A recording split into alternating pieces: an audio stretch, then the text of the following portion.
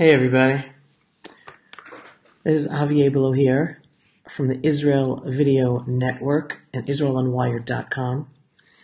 Those of you who are not familiar, Israel is going to new elections. The current parliament has been disbanded, and April 9th we're going to be having elections. So we don't know what government we're going to have. We don't know who the prime minister will be. Some people are thinking that it's pretty clear that Benjamin Netanyahu, the current prime minister, will continue to be prime minister in the new government. But if there's anything one knows about Israeli politics, is that you don't know anything until it's a done deal. There are so many surprises that happen in Israeli politics. All right, before we talk about the upcoming elections and the potentials of a new government, who will be the parties, who will be the ruling party, who might be the prime minister, I want to talk about the current government that was just disbanded and its successes, challenges, and failures. All right? Now, I don't know how much each and every one of you is knowledgeable about Israeli politics and how things work here in Israel. So I'll try to give some information. This isn't a Israeli politics 101 at all. This is on a more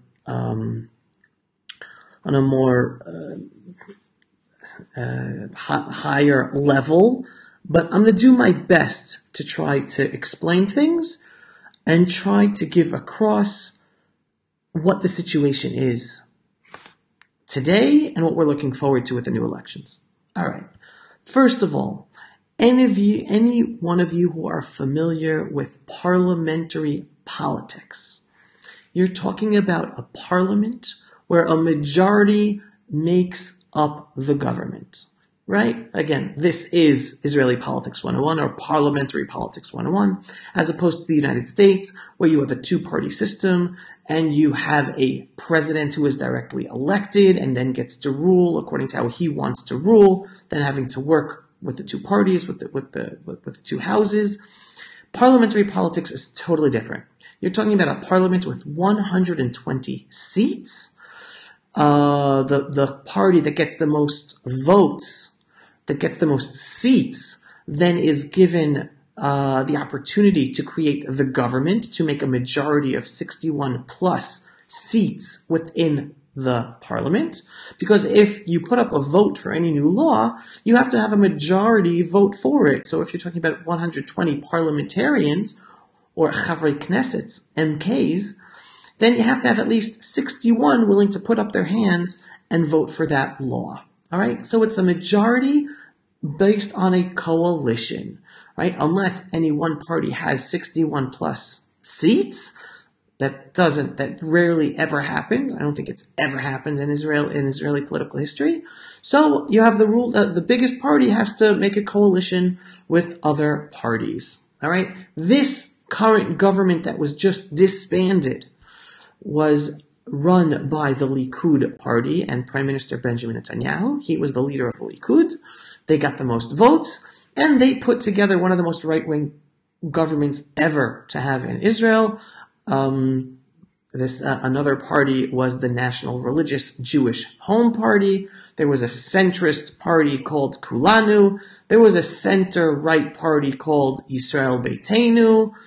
And there was a religious party as well, an ultra-Orthodox Orthodox religious parties. That's what the current government was 67 seats. And it did pretty well. It did pretty well, like the Canadian government, someone's right, the parliamentary system. Okay, when I say it did pretty well is you have to understand the challenges that Israel has. Israel has there are three main challenges for Israel. One is the economic challenge, like all countries, right? Every country has an economic challenge. That balance between free market economy and a social net, so that society, there is a responsibility between the governing and the governed. So, all right, that is always a challenge, and Israel has that as well. It has the powers. Even within the same parties, you can have people who sit next to each other on the same party line, but on economic matters, some are more free market economy, others are more social net, social services, having the government have more responsibility, which challenges free market. All right, that's one issue. That's the economy, which is similar to every country in the world. Then you have two very unique issues that are high on the agenda item of every Israeli government, and that is one, the religious issue, the religious identity of the state of Israel. In Israel, we have two different sides. We have those who believe that the Jewish state of Israel should have a very strong Jewish character, and you have those who believe that the Jews should be the majority, and that's what makes it a Jewish state, but the history and traditions and ethos of the Jewish people should have nothing to do with the state. It should be a state like any other state, and religion should have nothing to do with it. So that is another central issue that is always comes up in every government. And then the third issue, which is also unique to Israel, is the security issue.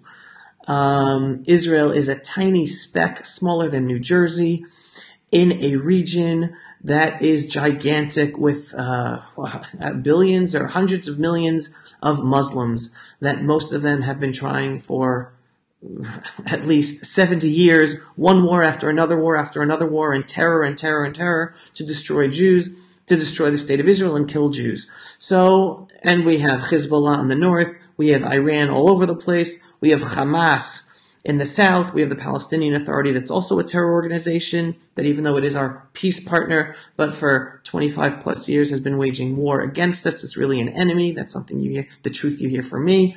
All right, it's a complex security situation. We've been dealing with terror for more than 100 years, even before the state of Israel came to exist in 1948.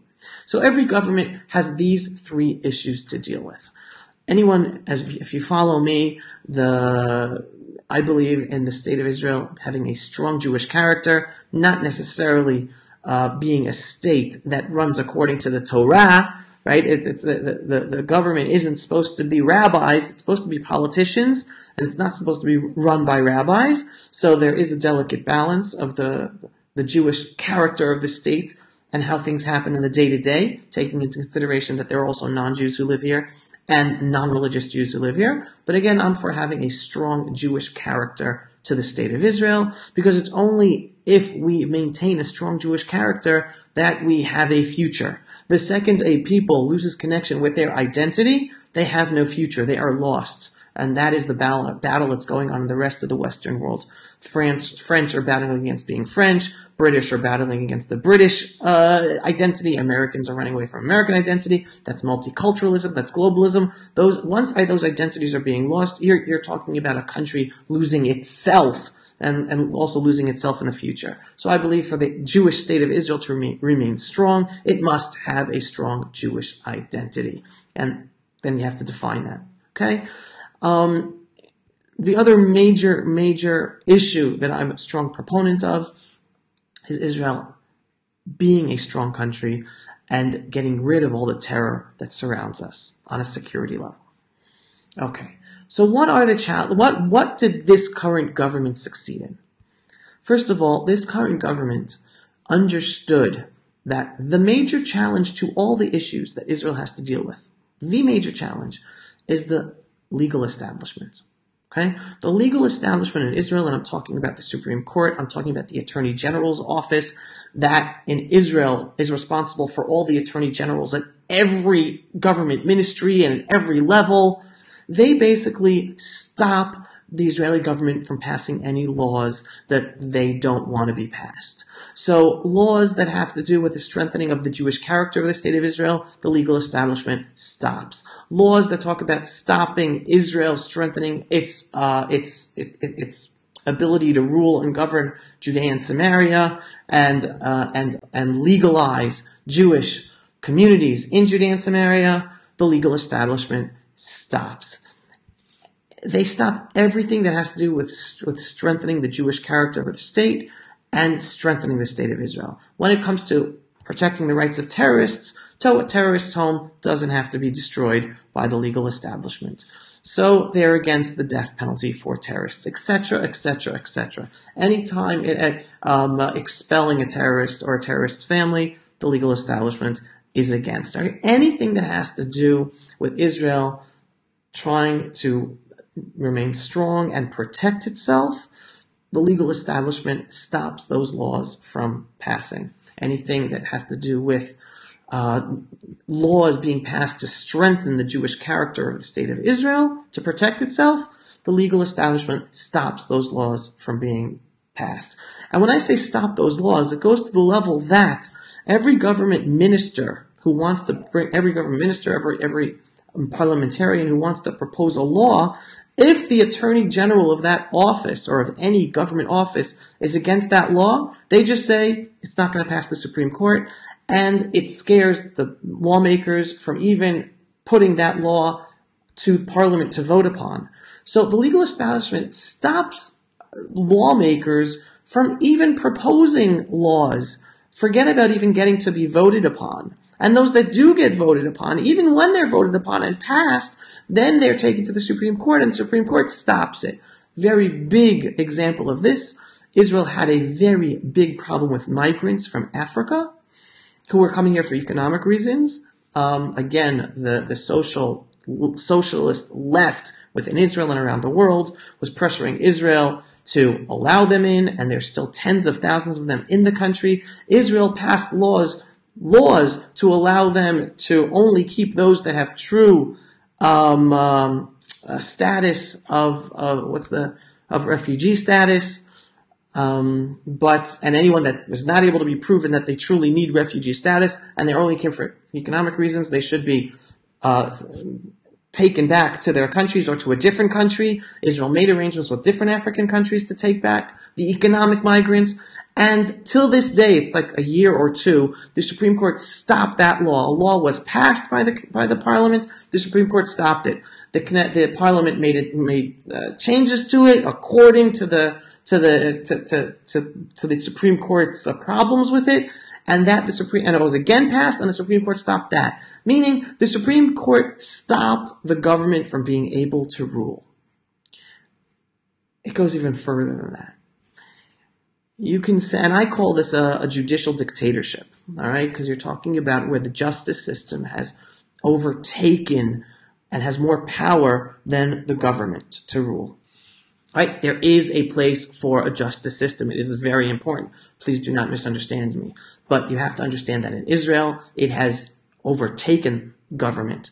So much so that the elections we are coming upon have been forced upon the government by the Israeli Supreme Court. Now, that should make you go out of your mind. How in the world can a Supreme Court force a government to go to new elections? I'll explain to you how. The Israeli government came up with a law. I'm not going to go into the details of the law, but it has to do with the law of the ultra-Orthodox serving in the Israeli army. The Supreme Court gave the Israeli government a deadline to pass this law. Did you hear me? The Supreme Court gave the Israeli government a deadline to pass a law.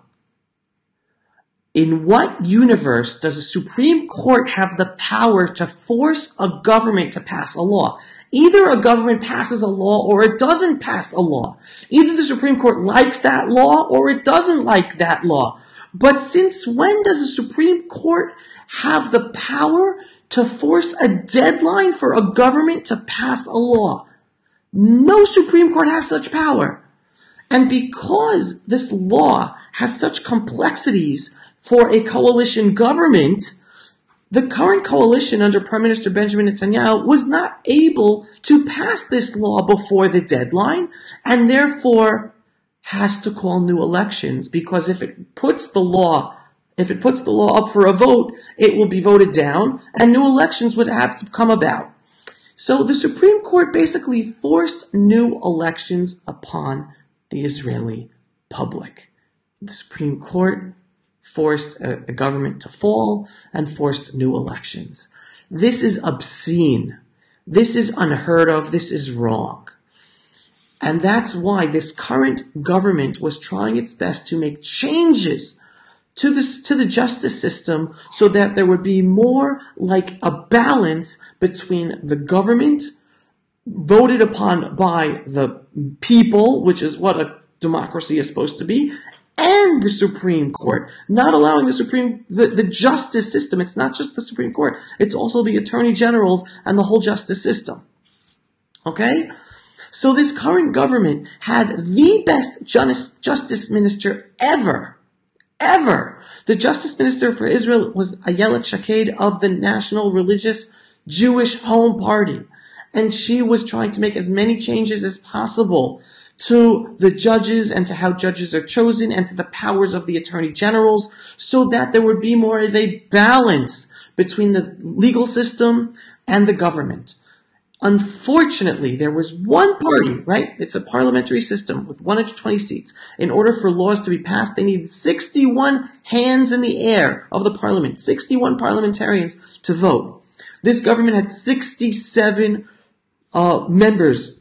So if they had a bill to pass, they had the hands to put up in the air to pass it. Unfortunately, there was one party with 8 or 9 seats, the Kulanu party, that they put a veto clause in their coalition agreement that any bill that deals with the justice system, they can veto.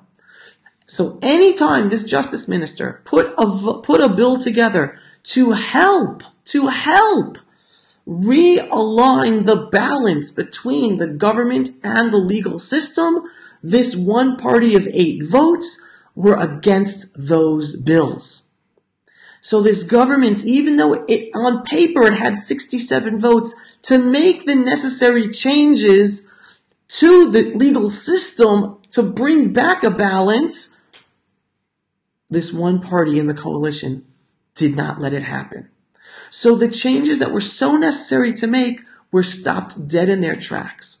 And this justice minister had to try to make other changes that did not rely upon laws on the books to be made in order to make those changes, to bring about the balance necessary, once again, between the government voted by a democratic government voted by the people and the legal system. Because you have to understand, the question people in Israel are always asking themselves, but yet we always get left. Every government is left. Even the right-wing governments. We want better security, we get left. We want laws dealing with the migrants, we get left. We want laws dealing with Judea and Samaria, we get left.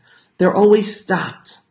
And the reason is because the justice system always makes sure to stop all those laws from passing. So the right-wing lawmakers are not able to make the changes necessary. Okay? So on the one hand, the good about this outgoing government is that they did as much as they were able to do in terms of changes to bring about the balance once again between the justice system and the government, but unfortunately it's not enough. The changes they made are not enough. They could be changed like that in another government if a left-wing government comes to power. But Prime Minister Benjamin Netanyahu was the prime minister. If he wanted something to pass, he could put power to have it pass.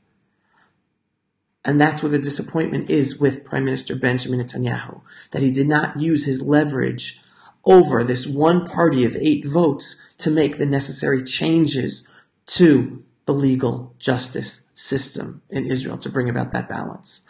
So while I'm a big fan of Prime Minister Benjamin Netanyahu, I do believe that he did not do enough during this last candidacy to allow for the best justice minister ever to make the necessary changes. Same thing in terms of security.